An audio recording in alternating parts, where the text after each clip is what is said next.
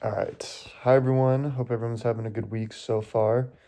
And yeah, so for this week's discussion, we took a look at that 12-second video from our professor. And yeah, so my first time watching it with no volume, um, I noticed a few things. I noticed that the woman was sort of swaying around a little bit. My initial thought was like, oh, I was thinking she might be drunk because of her posture and the way that she was kind of like, like her body was kind of just like flowing back and forth.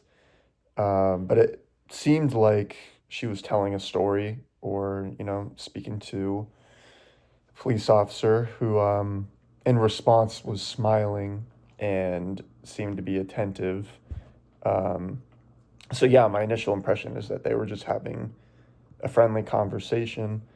Um, and then I played the audio, and I had to listen to it a couple of times, but correct me if I'm wrong. It was unintelligible. I couldn't understand anything that the woman was saying. Um, so although the tone seemed super friendly, like there was no malintent, yeah, I didn't understand anything. So I think my initial theory of her being under the influence could be correct or whatever. But then I started to notice that the cop was, uh, sorry, my dog is really bothering me right now.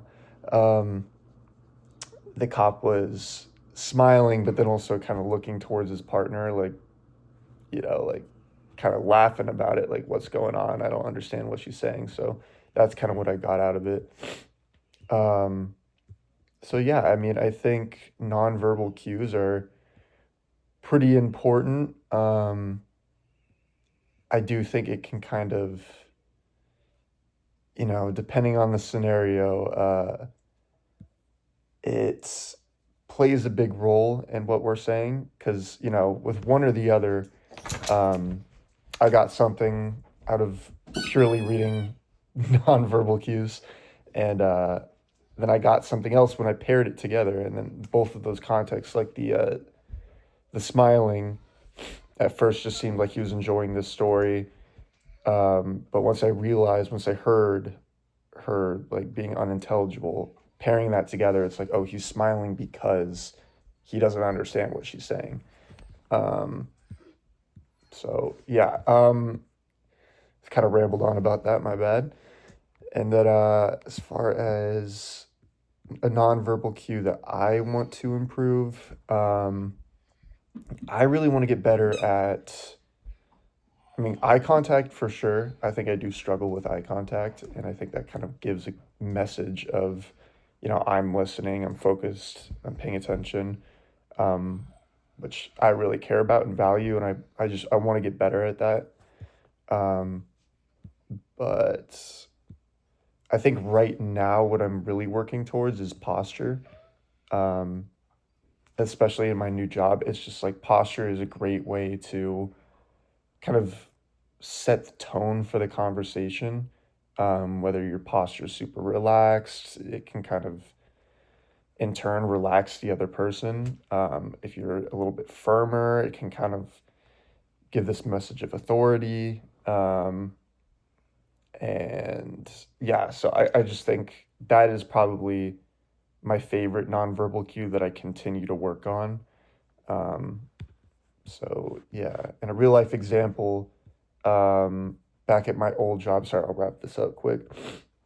At my old job, when I was working with 18 to 30-year-old men at a rehab center, there was this one client who was going through psychosis, and he thought something happened, and he got really, really upset, and he ended up throwing a chair through the window, and then he started threatening one of my coworkers and then some of the other clients. So um, I had to, pull him aside and try to bring him down since he was like so, hot and angry. So um, I kind of sat him in a room, which was really scary for me. But I didn't want to show any of that fear, so I kind of just sat down and just like put my arm on the chair, not next to it, like we were sitting across, and I just tried to be as relaxed as possible. And then I kind of paired that with speaking in like a really low, soft tone, super slowly. And even though he was talking like super, super fast and he was kind of like sitting up and like, ready to leave at any second, eventually he started to sink into his chair and kind of mimic me.